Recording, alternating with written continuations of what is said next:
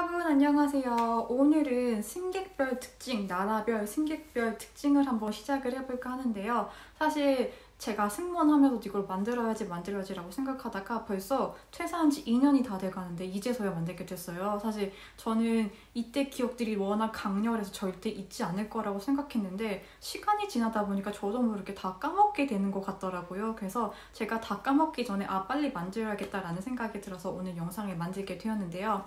첫 번째는 바로 인도입니다. 사실 중동 항공사에서 근무하신 분들은 다 아실 거예요. 인도 승객분들을 굉장히 많이 만나게 돼 있어요. 아무래도 이제 커넥션이 많다 보니까. 그래서 오늘은 첫 번째로 인도 승객분들 특징을 얘기해 볼까 하는데요. 첫 번째는 바로 휠체어인데요. 특히 인도 국적을 가지신 분들이 타는 비행기에는 휠체어 리퀘스트가 굉장히 많아요. 그래서 특히 이제 중동 항공사 같은 경우는 미국으로 가는 비행의 승객분들이 99%가 거의 다 인도 분이시라고 할 정도로 인도 분들이 많이 가는 데스티네이션 중 하나가 바로 미국인데요. 제가 했던 미국 비행 중에서 가장 많았던 휠체어 리퀘스트가 제가 기억하기로 150대 정도였어요. 근데 저희가 가는 비행기 기종이 보통 이제 정원이 240명에서 300명 사이인데 150명이면 거의 절반인 거잖아요. 그래서 정말 그때는 딱 저희가 휠체어 리퀘스트가 오면은 저희가 딱 그 종이를 받거든요. 받고 나서 정말 멘붕이 왔어요.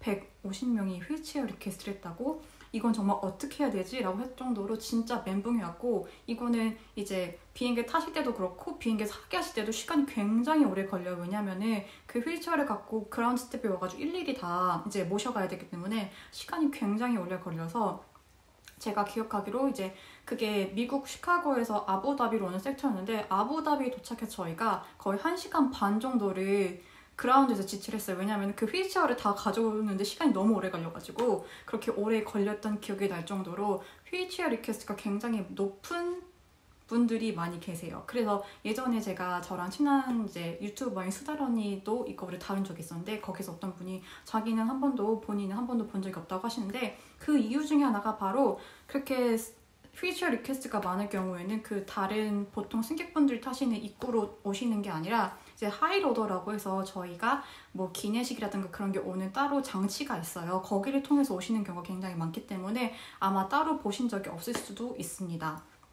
그리고 두 번째 특징은 스페셜 밀이 굉장히 많아요. 특히 이제 종교적인 이유라던가 아니면 이제 베지테리션 분이 굉장히 많이 계셔가지고 이제 또 미국 비행으로 넘어가는데, 이제 미국 비행 같은 경우는 스페셜 밀이 제가 기억하기로 한 200개가 넘었던 적이 굉장히 많아요. 근데 그 경우에는 저희가 그래서 서비스를 어떻게 했냐면은 그냥 스페셜 밀을 리퀘스트 하지 않은 분들한테 먼저 가서 식사를 어떤 걸로 할지 여쭤본 다음에 이제 그분들한테 먼저 서빙을 해드리고 그 다음에 스페셜 밀이 나갈 정도로 스페셜 밀 리퀘스트가 굉장히 높은 섹터기도 하고 그런 나라기도 해요. 그래서 정말 그 스페셜 밀 종류 되게 많은 게, 아직도 기억나는 게 BGM이라고 해가지고 이제 베지테리안 밀 있고, 그 다음에 힌두 밀이라고 따로 있어요. 그래서 힌두 밀이 따로 있고, 또 VLML이라고 해가지고 이제 종교적인 이유로 뿌리 야채를 먹지 않는 그런 베지테리안식도 있어가지고 정말 좀 까다롭기도 하고, 처음에는 그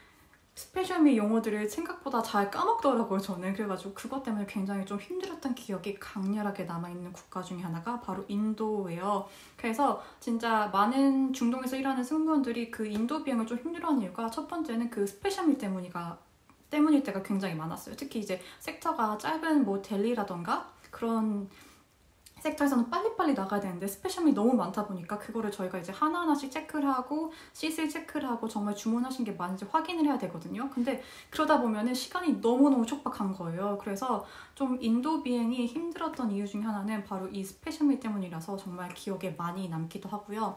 세 번째는 되게 뚫어지게 승무원들을 쳐다보는 경우가 굉장히 많으세요. 물론 이제 아무래도 제가 다녔던 에티하드는 다국적 승무원들이 많기 때문에 뭐 신기해서 쳐다본 걸 수도 있긴 한데, 유독 인도 승객분들은 정말 아이 컨택을 강렬하게 하세요. 그래서 이렇게 서빙하다 보면 정말 눈을 뚫어져라 쳐다보시고, 약간 가끔은 저는 너무 이렇게 뚫어져라 쳐다보시니까 처음에는 내가 뭘 잘못했나? 내 얼굴에 뭐가 묻었나? 이런 생각이 들 정도로 정말 약간 뚫어지게 아이 컨택을 하시더라고요. 그리고 저는 한국 사람으로서 이제 아이 컨택, 그렇게 강렬한 아이 컨택이 조금 부담스러운 편이어가지고 저도 모르게 약간 눈을 피하게 되는 그런 경향이 있었어요. 그래서 제가 생각할 때 이것도 인도 분들의 특징 중에 하나일 것 같은데 굉장히 강렬한 아이 컨택을 잘 하신다 라고 할 수 있을 것 같고, 그 다음에는 이제 이것도 수달 언니가 한번 언급했던 부분이기도 한데요. 이제 저희가 뭐 음료를 건네거나 이제 음식을 드릴 때